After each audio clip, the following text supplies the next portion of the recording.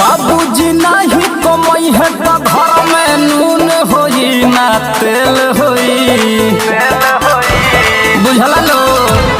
बाबूजी नहीं कमाई है तो घर में नून होई ना तेल होई, तेल होई।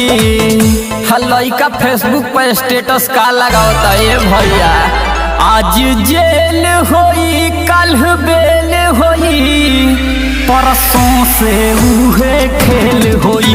न जानत काठा भसेल होई तब जाके वो कर बेल होई।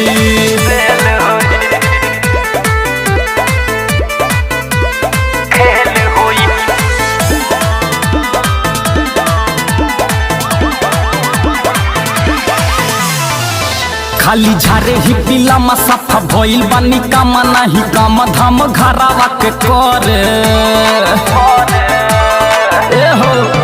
खाली झारे ही पीला मसाफा भइल बानी काम नाही काम धाम घरावा के करे। नाही देह में बजान तब बुझे बलावान, खाली बतिए बोलेला बड़े बड़े।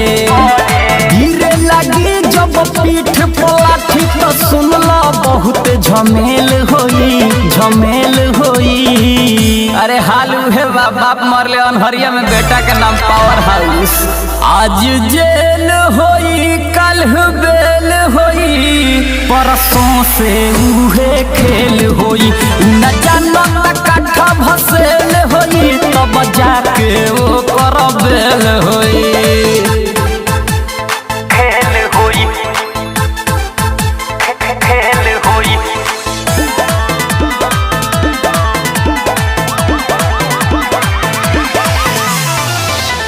राजपूत दीपक पिक रहेला भक अभी बाबूजी के होटल में खाला।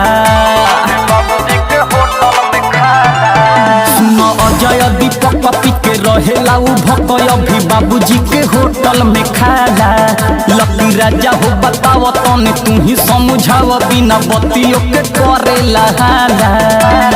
एक बार भीतर जाई तो फिर दोबारा न केहू से मेल होई, मेल होई। अरे बाप बेचस लोहटी ना बेटा बने शत्रुघ्न सिन्हा।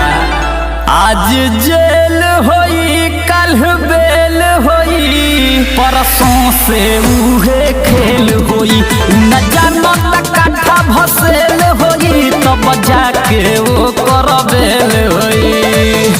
अरे कर मरम तोर बाबू न बुझत होई है ते का जनबे बाबू।